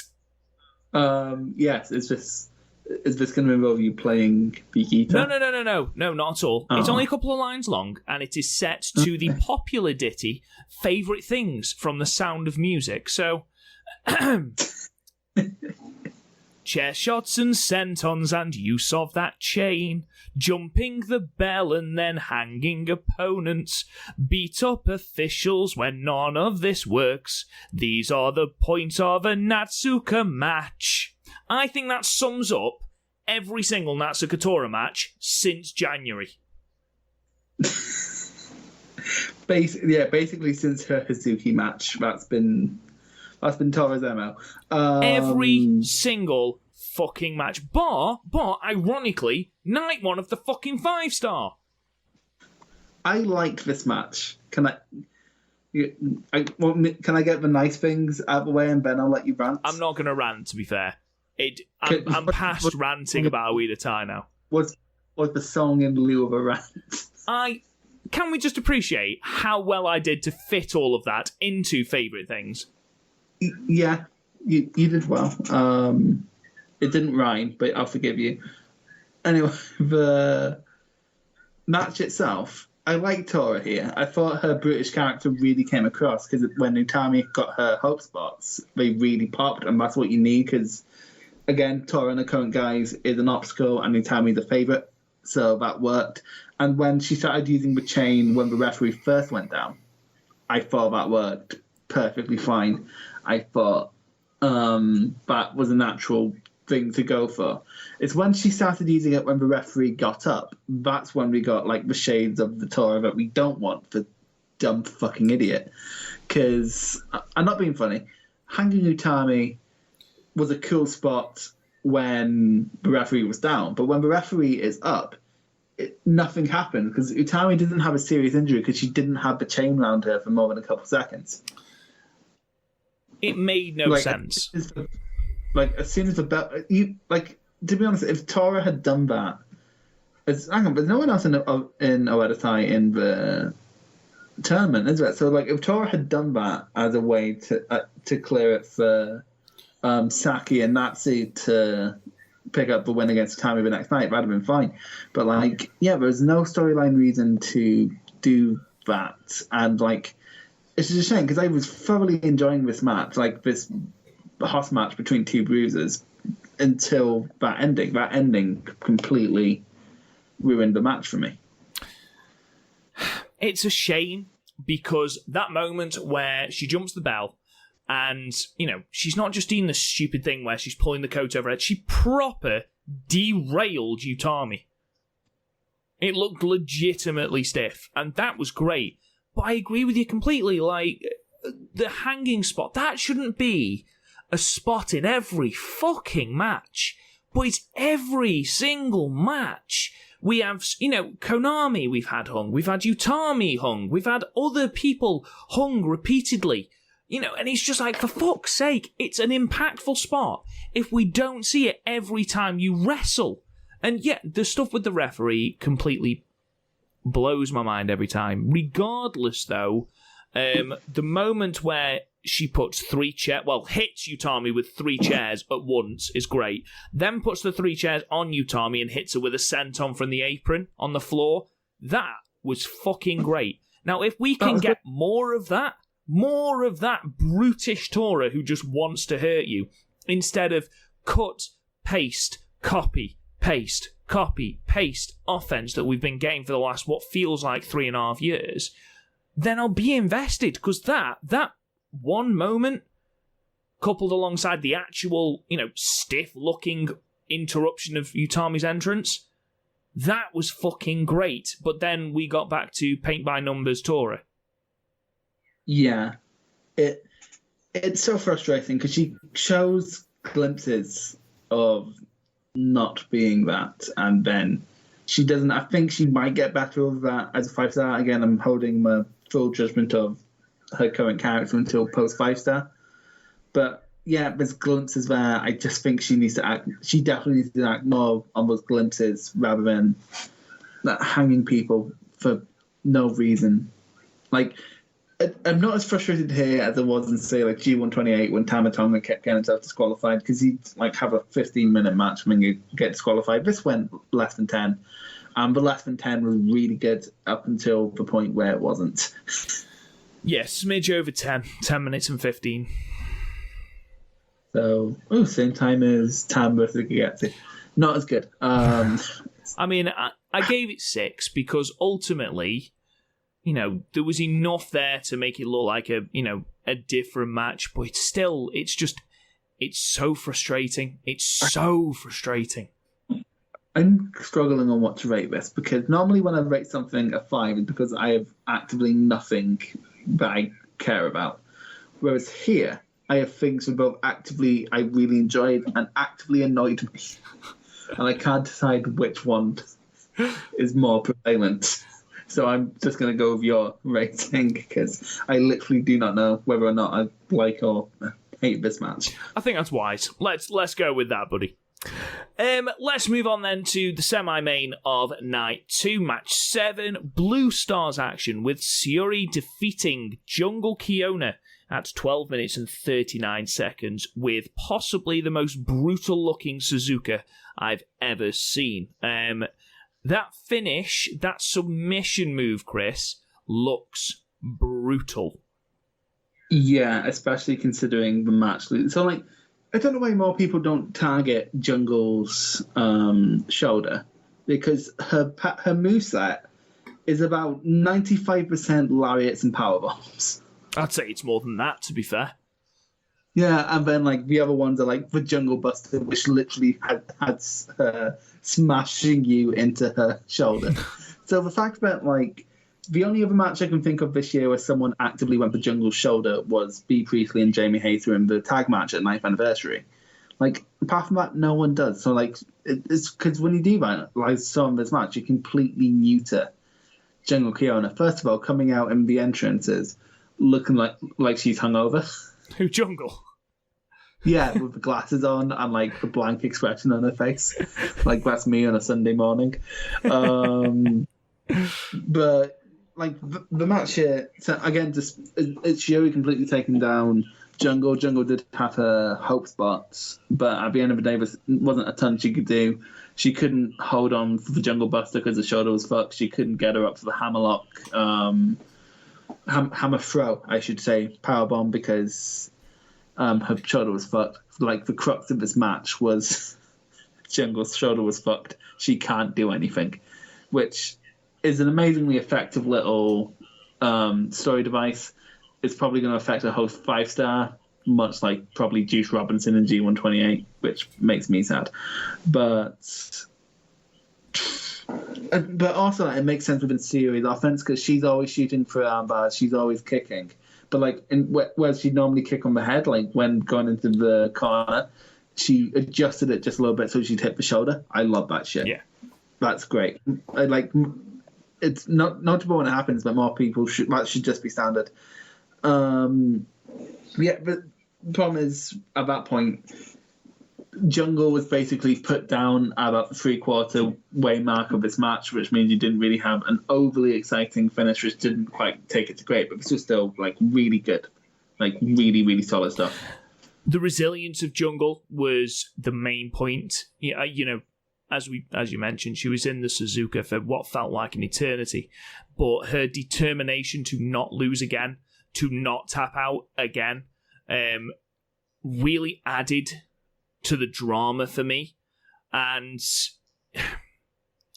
to then see her lose again, remain on 0 points, still searching for that redemption from Nagoya, then losing to the person who has now passed her in the pecking order. It's brutal. It's horrible. And Stardom would be stupid not to capitalise on this storyline. They really would. I said it episodes ago when I saw, when I'm proper patting myself on the back here. The whole story arc with Momo. Get Momo to take the belt off Mayu. Then have Jungle in that ultimate redemption after everything she went through with Queen's Quest, with Utami, with Momo. Because we didn't even mention on Night 1 the history between Utami and Jungle. But after everything that she's been through, to then take that belt off Momo, this would be the perfect storyline. The way they've booked it, to hit rock bottom, to then come back up. To watch these people who... Syuri's been in the company, what? 5 months? Yeah, it was the February Kirk and... It wasn't the January Kirk. It was 9th anniversary, which was 6 months. And she's already overtaken her in the pecking order. To see that must be brutal. And then, that's still that promo that we talked about. That whole, I am useless, I am not worthy. It's just great. It's so good. So good. I gave this 8. I loved it. Despite Screamy Syuri, it was great. Very Screamy. I gave it like a high 7, close to an 8, but again, like the last, like you could tell Syuri was winning this about 3/4 of the way through, so like the last 3 or 4 minutes of this match was just sort of waiting for it to end for me. For me, when you saw Mayu in the crowd, Syuri was winning this. Yeah. When you've got Mayu surveying an opponent and trying to, suss out weaknesses and stuff, you're not then going to have Syuri lose, are you? Yeah. To be fair, I hope Syuri learns from Julia and doesn't target the neck, because that's just never going to work. Speaking of Julia then, let's move on to the main event of night 2. Match 8, Red Stars action. Himeka defeating Donna Del Mondo faction leader Julia, her first singles loss since her signing, at 15 minutes and 14 seconds with, I think it's fair to say, one of the most gruesome running powerbombs. It's a good running powerbomb. I think she could not spike it, but like put a bit more oomph into the falling, but like just from her height, it becomes devastating. No. Sorry, Chris. I should have made that clearer. I'm not talking about the move. I'm talking about the way Julia's head bounces off the canvas. It's no wonder the poor girl had to pull out of the 15th of August show in Osaka because of bad headaches. Because honestly, I'm surprised she's not concussed. You watch it back. I watched it back 3 times. And she just hits its shoulders because of Himeka's height and because Himeka doesn't have control over because it's effectively a toss powerbomb. Just her shoulders hit and then her head just smacks the canvas and bounces back. And you can tell post-match she's not all there then. And she's holding her head during being rolled up by Himeka. So it must have absolutely wrecked. And it would not surprise me in the slightest if that's the reason she pulled out of the 15th of August before it got cancelled. Yeah, it was nasty. In terms of the actual match, because I kind of don't want to dwell on Julia's situation until we're wrapping up. I think this is a match I prefer the context of more than I enjoyed the match itself. Okay, talk to me about what you mean by that. I enjoy the context of a new faction underling beating a faction leader. I enjoy that. I like that Ishii, like Arn Anderson, Ric Flair, Ishii Okada, where like you may be my leader, but I've got your number type relationship. I'm into that. I like that Julia lost. No. I like the hot nature. I liked the fact that this has sort of blown the 5-star wide open because everyone's leading in DDM apart from Julia. It's made everything more interesting. But the match itself, it was fine. Like, Himmick is good, but like she's not someone that Julia needs to put on a great match. I thought there was one too many who were beating the count on the last second double count out spots to be effective, especially that one where they were both on the mat about to get to 10 and then they both bust up and go, no, that's stupid. I didn't like that.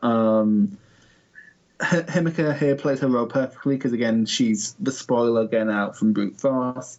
Like, everything was fine. Of course, Julie can't pull off as much offense as she normally would because a lot of her offense is throwing people about, and you're not going to do that with Himika. The submission game is all right. Everything was all right. Just nothing was especially amazing for me. Like, no offense overly popped until that last powerbomb that almost killed Julia. So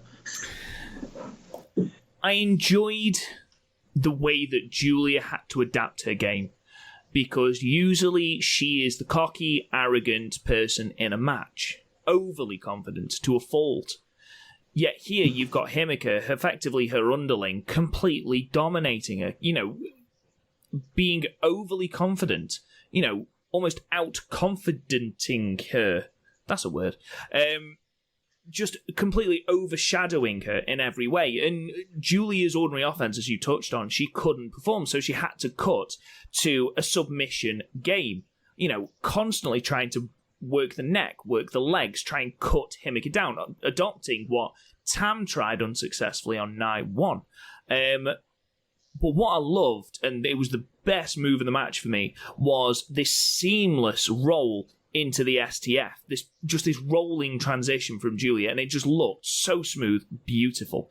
But I also enjoyed Julia's overconfidence finally coming back to bite her in the arse. Now, that's not because I don't like Julia, it's because it's brilliant character work. Because ultimately, what cost Julia? She'd done the submission work, she'd worked the leg, she'd worked the neck. If you'd done that, Chris, on anyone, you've done a submission game, you've gone for the leg, for the neck, would you then attempt to break out the Glorious Driver, or would you try and lock in the Stealth Viper? No, exactly. Again, that's the story of Julia's confidence coming back to Byron Barras. That's another reason I sort of like the context more than the match, because like instead of being overconfident there, I thought Julia just seemed a bit stupid. See, I didn't see it as stupid. I saw it as overconfidence, arrogance. She's just come off the back of beating the World of Stardom champion. I wouldn't say it was easy, but ultimately she came out quite handily on top, let's say. But to then lose to her underling in a way that she didn't see coming, she'd already had to adapt her offense because Himika is just that much bigger and that much more powerful than her. To then lose it in the way she did and then to basically get concussed is, it's her first loss on the Stardom roster. And then to lose to someone that she bought in for her faction, that's a fucking great story beat. And it makes Himika look like an absolute boss. Yeah. I think what's an issue, I think because they want it to be a monster, you can't have it lose all that much, which is hard to book for a rookie 5-star. It's difficult because you're not only trying to make people look strong, you are still trying to put Donna Del Mondo across as the faction, the dominant faction. So you're trying to make the 4 women in that group look strong. So at the moment, and as you touched on, it's a fantastic dynamic at the moment that the person on the least points out of that faction, the only one without a 100% record, is Julia. Now, what I would love to see, Chris, we saw Julia almost go to pieces at the fact that she'd lost a tag match. She was pinned in a tag match to the Bean Sprout Saki Kashima. You know, her words, not mine. Can you imagine what this could do to her, having lost her first singles match in front of a crowd to someone she bought in? They could proper lean on this and have her go fucking mental, and it will be great. Yeah.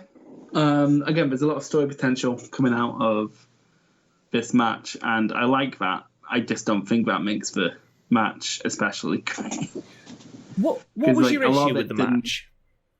I didn't have any. Just nothing overly popped for me. Or it ultimately comes down to just how we viewed this match differently. But a lot like the difference between going for a stealth fighter and going for the glorious driver. Again, I thought that made Julie come across more stupid than cocky. I think there was better ways to get the cockiness across. I thought that there was too many close encounters with a draw. I thought they were being a bit too cute with that. I'm not saying it was a bad match. I'm just saying it did not blow me away. Like there was nothing in this match until the ending that really stands out to me. It's something I like the implications of more than I like it itself. You know, it's like Jurassic Park. Well, I like the theory of Jurassic Park more than I actually like Jurassic Park. Are we talking old Jurassic Park or new Jurassic Park? I watched Jurassic Park for the first time ever last week, and I didn't like it very much. Is it because you're scared of dinosaurs? No, it's not because I'm scared of dinosaurs. It's fine, mate. This is a safe place. If you're scared of dinosaurs, just tell me you're scared of dinosaurs. I'm not scared of dinosaurs. I'm not scared of dinosaurs. It's just, I thought the T-Rex was cool, but everything around it kind of wasn't. Yeah, fair enough. Can't really argue with that. So moving on to the post-match then, Himeka steals Julia's place in the DDM pose after hilariously saying, all of us are unbeaten. Oh no, wait. All of us have 100% records. Oh no, wait. And before all of that, just went, for all of you guys who love Himeka. Oh no, wait. Oh, absolutely savage. Get some aloe vera because Julia has been burned. I absolutely love that. Absolutely just the unnecessary kicking of Julia while she was down. Loved it. I didn't enjoy the fact that Julia, her clock had clearly been rung and she just sort of couldn't stand. She looked really, really off. So fingers crossed she gets better soon because it looked a really rough landing. Coming out of these 2 days, Chris, how are you feeling about Himeka? Again, I think her role as spoiler is being played really well. But she's green. She's fairly obviously green, and that makes sense because she's not been wrestling all that long. The more experience she gets, the better she's going to be. I think when she goes against someone like Mayu, it's going to be she has some barnstormers in her, but much the same thoughts I have with Sairi, Ida, or Maika, where they're playing both roles fine, but we just need to get more experience. Which, again, isn't a knock on her because it's just the reality of it. She's been going for about a year, so. And I think that is what a tournament like this is going to be absolutely amazing for. And I think we're going to see a lot of progression, if not character-wise for someone like Saya Ida, but certainly in ring. When you look at who she's got in her block, she's going to have some blow-away matches. Fingers crossed. Overall, these 2 nights, brilliant. The booking was great. I can't fault one result. Not one of these matches fell below a passing grade. Every single one of them was good to a brilliant. I still don't think there's that match that's a match of the year contender as of yet, but there was some absolute blowaway matches. Utami Jungle was great. Mayu versus Starlight was great. Konami versus Tam was amazing. In fact, that run of 4 matches on night 2, from Mayu up until I think it was Konami, those 4 matches were absolutely amazing, and I would actively encourage you to go and watch those. Are there any matches that I've missed, Chris, that you thought were brilliant? Is there anything you want to add overall before I go through the block standings as it stands in this early stage? I think everything's worth checking out just because even the stuff that's not blow away isn't going to take up a bunch of your time. In a world where seemingly everyone is obsessed with half-an-hour epics, like you'll be hard-pressed to find a major wrestling show in the last, I want to say, 2 years, be it like AEW, WWE, NXT, New Japan, Noah, or Japan, that doesn't have half-hour main events, and like this sort of proves that the industry standard is stupid. Like how we have 15 matches here, all of which are below 16 minutes, all of which uphold the industry standard without taking away half my fucking day. So this is why I like Stardom, like they can make a sprint feel like a fully realised match, which is an issue a lot of places have, where like a sprint feels like a sprint. Yeah. Whereas here, it's like, but like I get those 3 matches you mentioned, as well as the 2 mains on night 1, they feel like they've condensed a 20-minute story into half that time. Yeah, I couldn't agree more. As opposed to like a lot of, especially like takeover matches or New Japan main events, where it felt like they've taken a 15-minute story and stretched it into half an hour. So yeah, conforming to what they feel like it needs to be, as opposed to, organically trying to produce a match. Yeah, I get that. They just put what they need to put out there and then leave it at that. Completely agree. So currently, Blue Star's standings are thus. Topping the block is currently Utami Hayashishita with 4 points, followed by Syuri and Maika, both on 4 points. Momo Watanabe and Azumi are both on 2 points, and then bringing up the rear are Jungle Kiona, Natsuko Tora, and Saya Ida, who are all on 0 points. Red Star standings, the first and possibly the biggest surprise at the moment is that Himika heads the block with 4 points, the only one in Red Stars with a current 100% success rate. Mayu and Julia and Tam, Konami and Starlight Kid all follow with 2 points and 1 victory each, with Saya Kamatani and Death Yama-san both on 0 points, but both having had 1 less match. The reason for that is, obviously, as we touched on before, the Osaka show on the 15th, which was to have 4 block matches on it, and I'll go through those in a moment, had to be cancelled partway through the show because of a positive COVID test. Again, wasn't part of the camp that was there. It was someone who was away from the camp. They didn't name names, which is, absolutely what they should have done.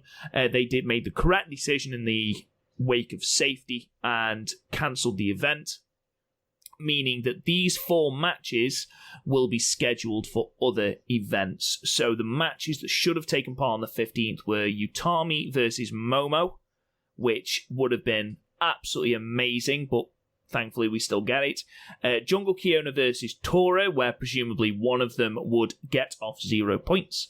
An all Donna Del Mondo affair between Syuri and Maika, and then Death Yama-san versus Saya Kamatani. Looking forward, Chris, the next 2 dates in the 5-Star Grand Prix are the 29th of August in Nagata and the 30th of August in Takaoka. Now, I just want to quickly read through the matches that we actually have got scheduled at the moment. It wouldn't surprise me if some of the matches from the 15th are moved to these two dates. Currently, on the 29th of August in Niigata, we have got Jungle versus Azumi, which is tasty. Natsukatora versus Maika. Julia versus Konami. Again, that could be great. Saya Kamitani versus Mayu. And Death Yamasan versus Himeka. On the 30th in Takaoka, which is where I imagine most of the matches from Osaka will be tagged on, we have got Momo versus Saya, Konami versus Starlight Kid, and Tam Nakano versus Saya Kamitani. Is there anything there that jumps out at you, Chris, that you're looking forward to? Konami versus Julia rematch sounds really good. Of course it does. I think Saya Kamitani will definitely have her best match against May, unless May destroys her. Yeah, 30-second squash. Yeah. It all sounds good. Like, there's not a single match in the 5-star I can think of that I'm dreading, because even if I don't like it, it'll be gone in 5 minutes anyway. So. Yeah, exactly. I think Jungle versus Azumi could be good. Momo versus Saya, I think, will also be good. Then, obviously, the matches that were supposed to take place on the 15th, Utami versus Momo, not Jungle versus Tora. Suri versus Maika will be an interesting dynamic. But overall, yeah, those are your 5-star matches to look forward to. Of course, in the midst of all of this, because why the fuck would you do something simply, we also have the two matches at the 2 nights at the Yokohama Budokan on the 22nd and the 23rd of August, right in the middle of all this 5-star nonsense. So I'm not going to run... Say again, sorry? They're charging for the live stream on both shows. What do you mean they're charging for the live stream? There's going to be a live stream where they're charging 4,400 yen each for the live streams. On top of what we pay for Stardom World? I'm just going to wait for the VODs to go up, to be honest. Right. The VOD is not being charged for I think it's on Fight TV or something. I think I've seen this. How much is 44 yen? No, it's 4,400 yen. How much is that? About 30-something quid. Bloody hell. Think about it this way. Stardom World is 900 yen a month. That's a lot of money. That is a lot. I'm fine waiting for the VOD. Yeah, so am I. Just quickly then, just going to quickly whip through these Yokohama Budokan cards once again. I'm only going to do it quickly because we have already discussed this in the previous episodes. Go and check that out in the archives. On the August 22nd show, we've got Hanan and Itsuki Hashino, who again, it's her last match, last 2 nights, versus Hina and Rina. Azumi versus Saya Ida. Jungle Kiona, Konami, and Death Yamasan versus Natsukatora, Saki Kashima, and Natsu Sumiya. Of course, that does depend on how Saki Kashima is. Again, we wish her all the best. Tam Nakano, Starlight Kid, and Riho versus Mima Shimoda, Yuna Manase, and Super Strong Stardom Machine. Utami Hayashishita versus Himeka, because that is going to be tasty. Future of Stardom title match, Maika versus Saya Kamitani. Special singles match, Julia versus Momo. World of Stardom title match, the main event, Mayu Iwatani versus Sayuri. Moving on to August 23rd, 5-way battle, Death Yamasan versus Ruaka versus Hanan versus Hina versus Rina. It's Suki Hashino, which will be her last match, versus Saya Ida. Riho versus Natsu Sumiya. Jungle Kiona and Konami versus Natsukatora and Saki Kashima. Mayu Iwatani versus Momo Watanabe in special single action. High-speed title match between Azumi versus Starlight Kid. The Goddesses of Stardom title match with Utami and Saya, the current champions, taking on Himeka and Maika. And then your main event, the Wonder of Stardom title match between Julia, the champion, and Tam Nakano. Before we sign off, Chris, is there anything that you want to say regarding those shows? Anything else you want to add very briefly about the 5-star in general? I can't believe Super Stardom Machine isn't in the 5-star. Can you imagine the scenes? Can you imagine as she strolls down? she'd beat everyone, so like it would make it a boring tournament, but still. Right. Well, thank you for joining us, everyone. We really do appreciate it. Just a couple of dates for your diaries, fingers crossed. And again, this is all dependent on Stardom's VOD service and when they put everything up. On the 6th of September, we will be reviewing the shows from the 29th and the 30th regarding the 5-star. If it has been released, and if we've seen it, because that's a lot of Stardom to watch, we will also try and review the 22nd and 23rd shows at Yokohama on the 6th of September. Fingers crossed. If we haven't, it will be a couple of days after. It will be about there, though. That's what we're shooting for.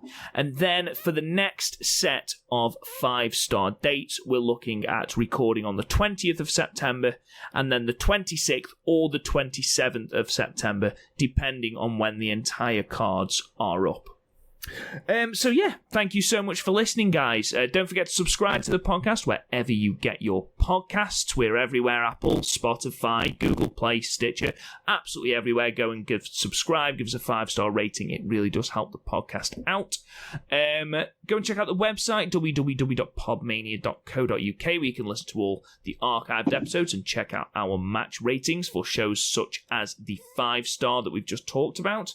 Go and check out Chops, Kicks, and Near Falls, who have just started the Dragon Suplex Network, which we are a part of, so go and check them out. I really hope I've said that right. Yep, Chop, Kick, Near Falls, just had to check. You can check the... Riverfest. Absolutely. You can check the podcast out on Twitter at the StardomCast. You can talk to me on Twitter at RealRobGoodwin. Chris, where can they find you? Out Real Kevin Nash. Why Kevin Nash? Why Kevin Nash today? I looked up my on Twitter, and it's the first one I came across. Good stuff, solid stuff. In the meantime, guys, thank you so much for listening, and we'll talk to you guys again soon.